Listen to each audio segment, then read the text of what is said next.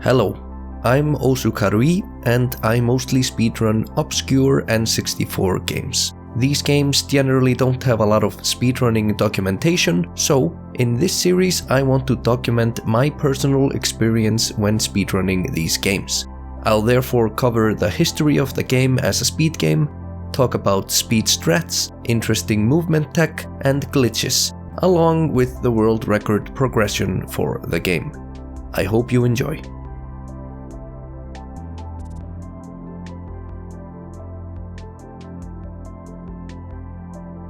So, the first game I speedran was Tonic Trouble, and then in the last video I covered the second game, Carmageddon 64.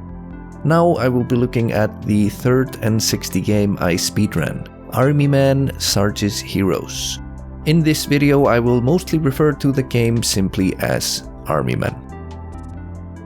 Army Man is a relatively simple game. It's a third-person shooter where you play as the plastic toy army man Sergeant Hawk, or just Sarge for short, and you go around completing various objectives, like reaching certain locations and freeing and protecting fellow army men. There are 16 main levels, plus one optional training level.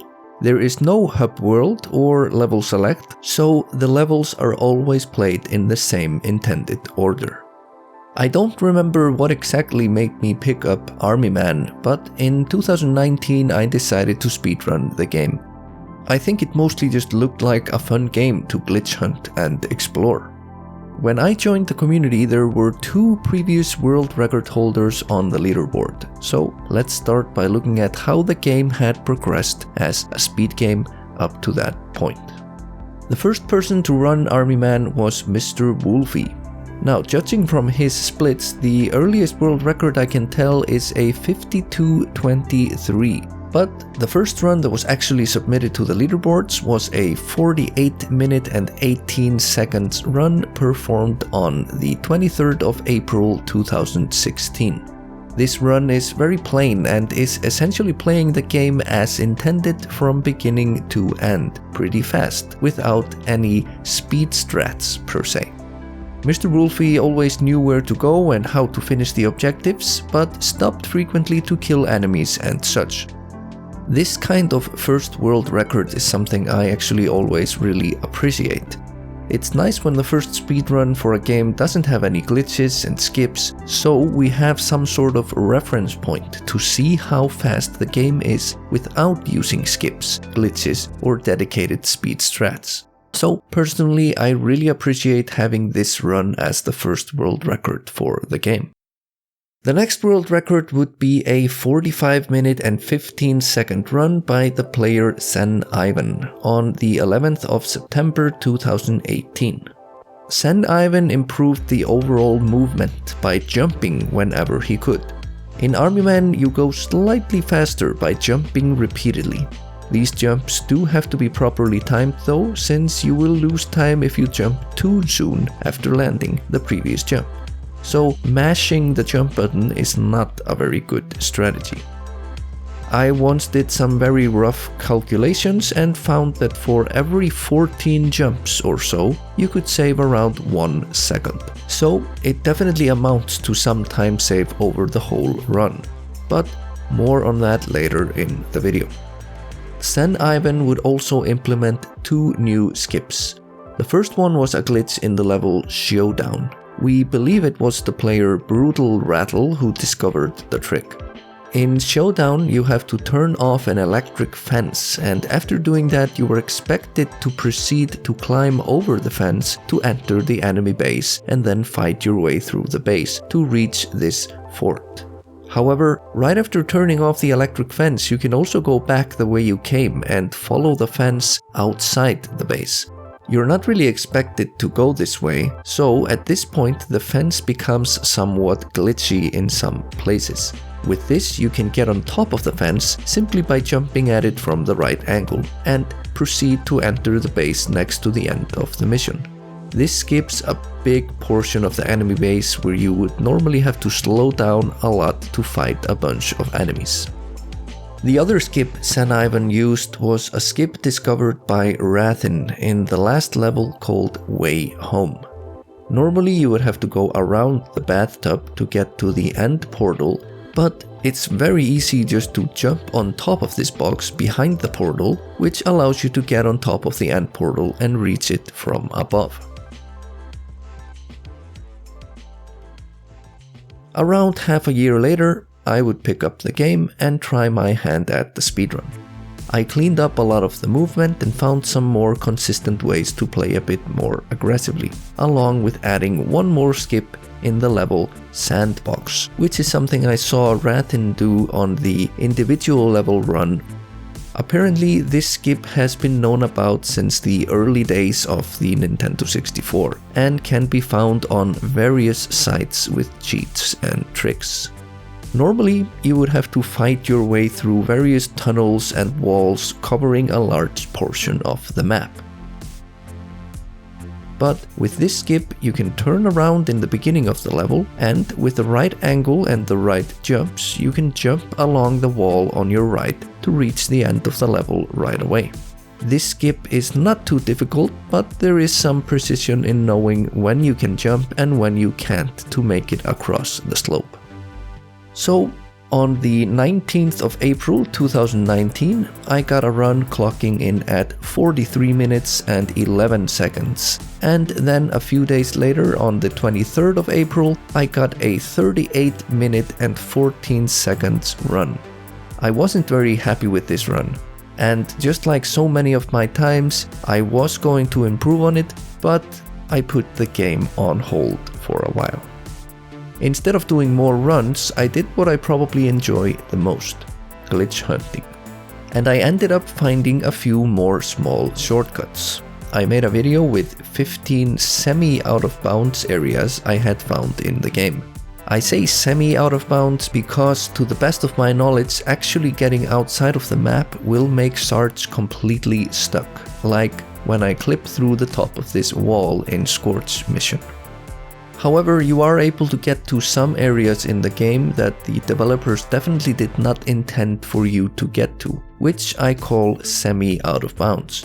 The only really useful among the ones I found was in Riff mission.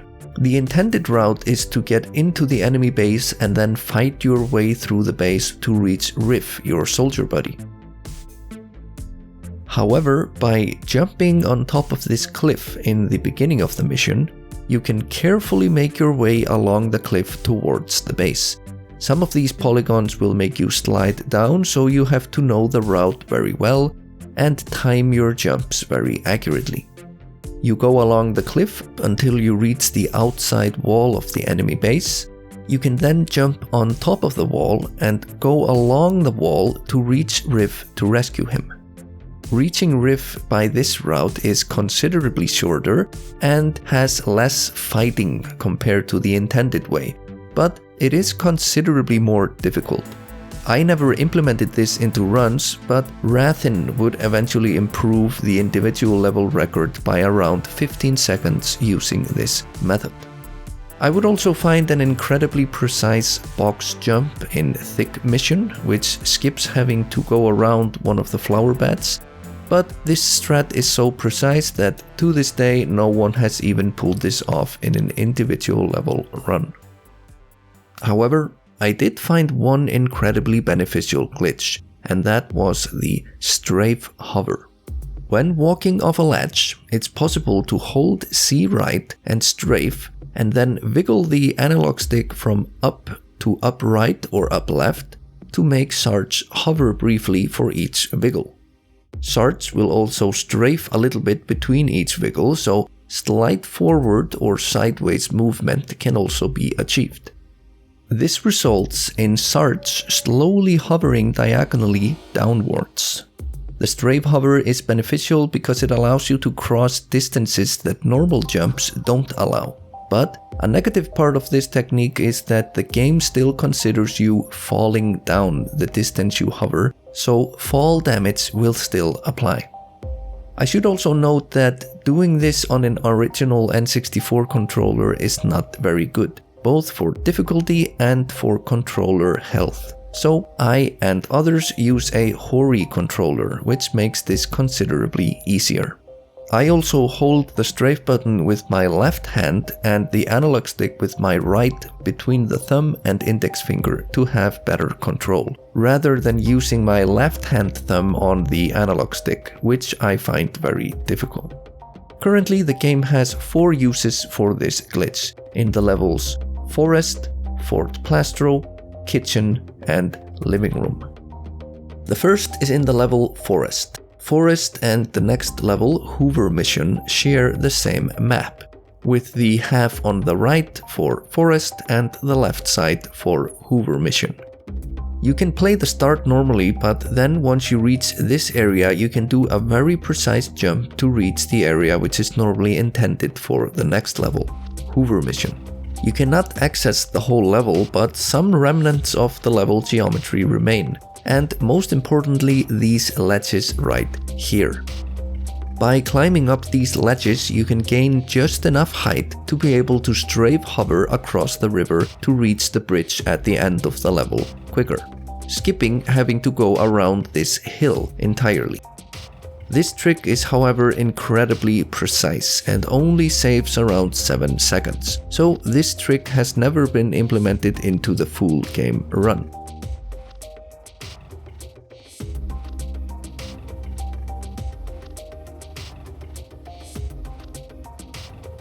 The second use for the strafe hover is in the level Fort Plastro. Normally, after entering the base, you have to make your way through the base to enter the end portal. But you can also go another route to get on top of this building and then on top of this sign.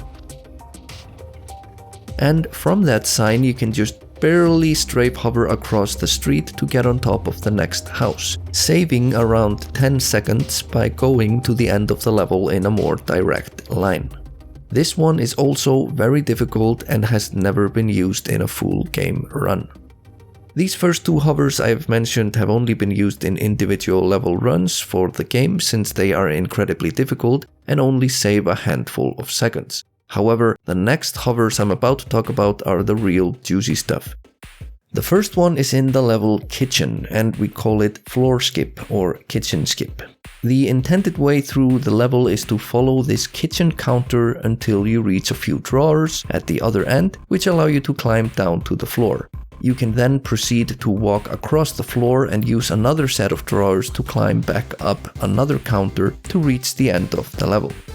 Now, you might see where this is going, as the start of the level is not that far off from the second set of drawers used to get to the second counter.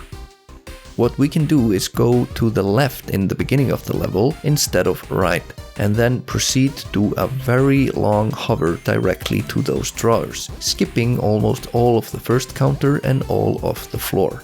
Now, since the hover is pretty long, you will die from fall damage if you land on the wrong drawer. And even when you land on the right one, you will lose a lot of health, which does become an issue later in the level. So it is somewhat risky.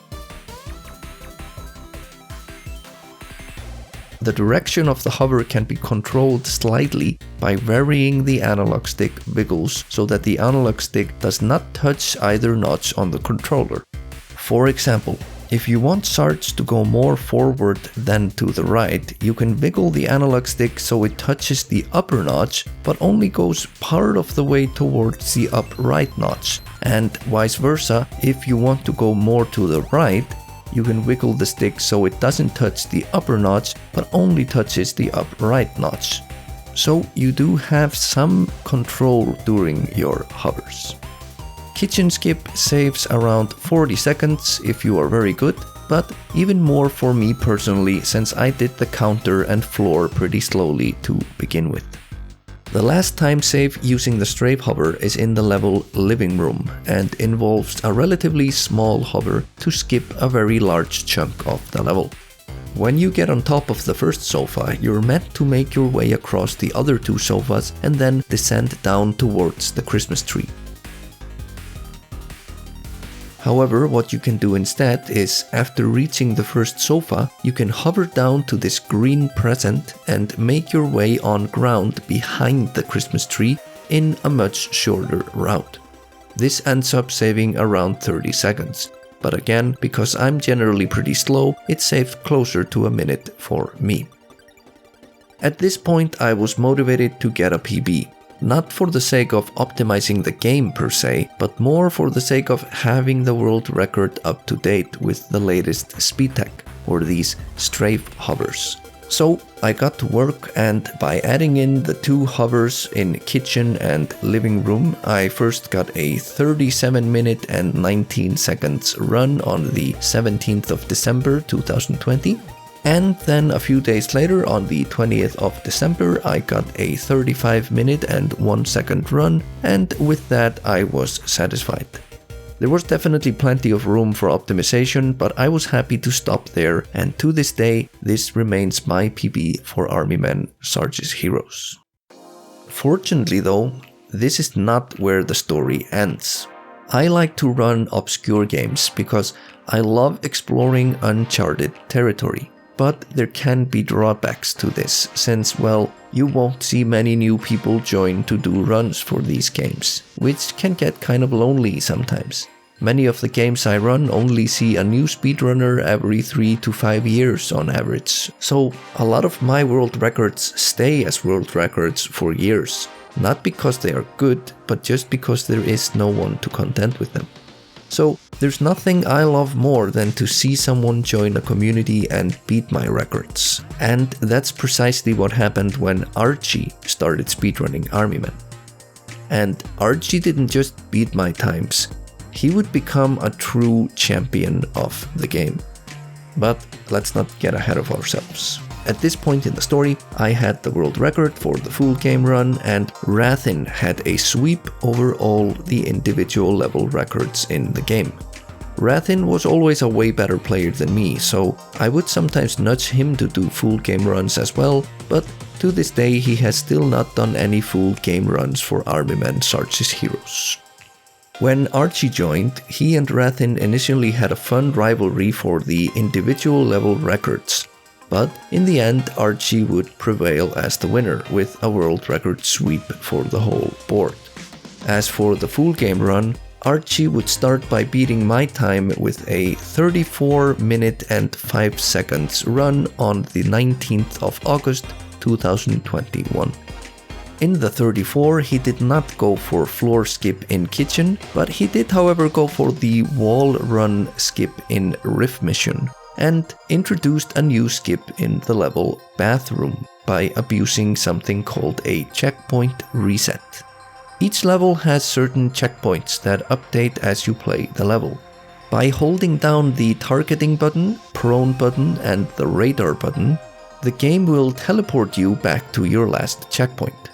In Bathroom, you're supposed to run around the bathtub and reach the blue spy, and then escort him back around the tub to the beginning of the level. As you can see on the map, the blue spy is situated very close to the beginning of the level, but jumping across is impossible. Instead, Archie found out that you can jump towards the blue spy, and once you are close enough to him, the game will make a new checkpoint. When you get a new checkpoint, the checkpoint will be situated where you were located when making the checkpoint. And since you are in the air when making the checkpoint will be in the air. By then holding the 3 previously mentioned buttons, we can reset the checkpoints or teleport back to the checkpoint. And as long as we just hold the buttons, Sarge will teleport there over and over again, so we can essentially just hover in the air. You can then use the analog stick to change your angle, and by releasing the checkpoint reset at the right angle while holding forward, Sarge will just barely make it to the other side. So basically, by abusing the checkpoint reset, we are able to change our angle in the middle of a jump, which normally shouldn't be possible. You can then proceed to escort the spy back the way you would normally do it. This skip saves around 10 seconds. On the 27th of August 2021, Archie would get a 32 minute and 28 seconds run, and then finally on the 3rd of September he would get a 31 minute and 36 minute run. I should mention that none of his records so far used the floor skip in kitchen. After that, he would take a short break, but during Christmas 2021, Archie would get a new Christmas present in the form of a new speedrunning discovery. Archie discovered that by holding the jump button for the entire jump instead of just pressing it briefly, you could save more time on each jump. Now, how much time is hard to say. This has not been tested thoroughly, but I have done some calculations using an emulator. And what I found was the following. By tapping the A button to jump, you need roughly 14 jumps to save 1 second. By holding A during the jump, you need around 10 jumps to save 1 second. The full game run has around 650 to 700 jumps in total. So by tapping A, you should save around 48 to 51 seconds for the whole run. But by holding A, you should save around 67 to 73 seconds for the whole run. However, I suspect emulator is not a very precise way to measure this, because lag might play a role here. So these calculations are very rough and probably don't tell the whole story. But this new discovery can save at least 20 seconds over the whole run, if not even more. Now, armed with this new time save and also adding in the floor skip in kitchen, Archie started by getting a 30-minute and 47-second run on the 17th of January 2022, and then the next day he broke the half-hour barrier with a 29-minute and 15 seconds run. This run still had a death in it, so he wanted to go lower, and a month later on the 18th of February 2022, Archie achieved a run that clocked in at 27 minutes and 19 seconds, and that's where the current world record stands today. Hats off to Archie, who took this game a lot further than I thought was possible.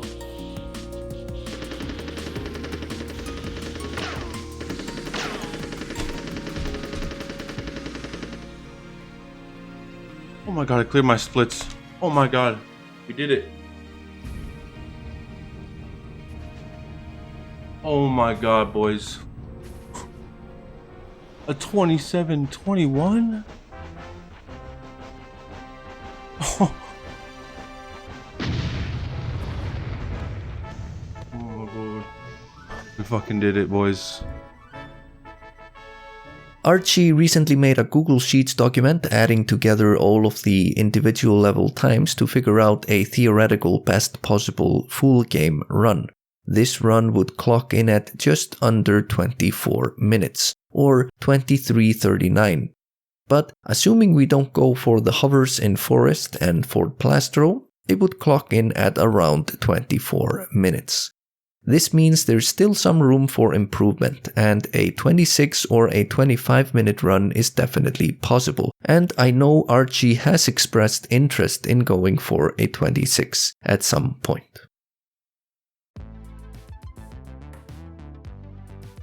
As a whole, I really enjoyed Army Man Sarge's Heroes. It was a relatively simple game to pick up and learn. None of the missions are particularly hard if you play them safely, so anyone could definitely run it easily.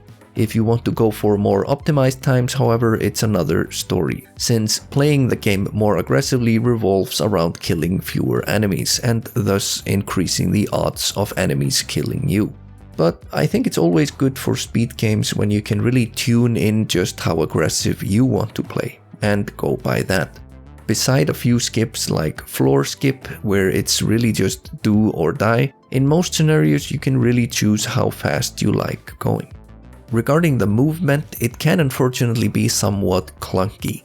Turning around is very slow and awkward, which is something they fortunately improved in Sarge's Heroes 2, where you can turn around with just one button. Jumping is somewhat stiff as well. After you start your jump, you cannot control Sarge's lateral movement at all, so you really have to commit to one angle per jump. Also, the game has a tragic tendency to eat your button presses, making it so when you try to jump, it doesn't work no matter how much you mash the A button, which will sometimes lead to an untimely death by simply running off a ledge.